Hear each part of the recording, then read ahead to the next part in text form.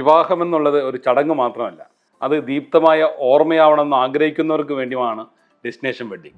നമ്മുടെ നാട്ടിലെ കല്യാണങ്ങളൊക്കെ ചിലതൊക്കെ തിക്കിലും തിരക്കിലും പെട്ട് കൈവിട്ട് പോകാറുണ്ട്. അതിഥികളെ താമസം ഒരു ഭാഗത്ത്, ഫുഡ് വേറൊരു ഭാഗത്ത്, ഫോട്ടോഷൂട്ടാണെങ്കിൽ അത് വേറൊരു ഭാഗത്ത്, ഇതെല്ലാം കൂടെ ഒരു അവിയൽ പരുവായിട്ട് ഒന്നും അങ്ങോട്ട് സിങ്ക് ആവാത്ത ഒരു പോലെ ഇരിക്കും.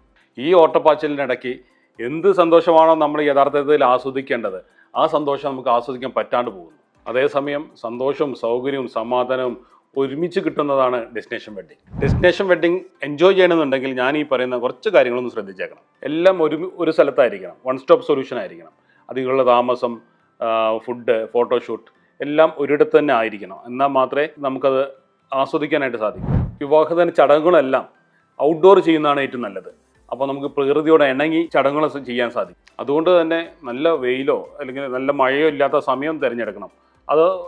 അതിന് പറ്റുന്ന ഒരു ലൊക്കേഷൻ ആയിരിക്കണം നമ്മൾ എപ്പോഴും തിരഞ്ഞെടുക്കേണ്ടത്. വിവാഹത്തിൽ പങ്കെടുക്കുന്ന അതിഥികൾക്കും കുടുംബാംഗങ്ങൾക്കും എക്കാലവും ഓർക്കാൻ പറ്റുന്നൊരു നല്ലൊരു അനുഭവമായി കൊടുക്കാൻ നമുക്ക് സാധിക്കും. ചെറിയൊരു സ്പേസിൽ ഒരുപാട് സമയം കിട്ടുമ്പോൾ നമുക്ക് ബന്ധുക്കളെയെല്ലാം ശരിയായ രീതിയിൽ അറ്റൻഡ് ചെയ്യാൻ പറ്റും. അത് നമ്മുടെ ബന്ധം കൂടുതൽ ദൃഢമാക്കും. പ്രകൃതിയോട് ഇണങ്ങി മാന്തോട്ടത്തിന് നടുവിലൊരു വിവാഹം പ്ലാൻ ചെയ്യുന്നുണ്ടെങ്കിൽ മാംഗോ വില്ലയിലോട്ട് സ്വാഗതം.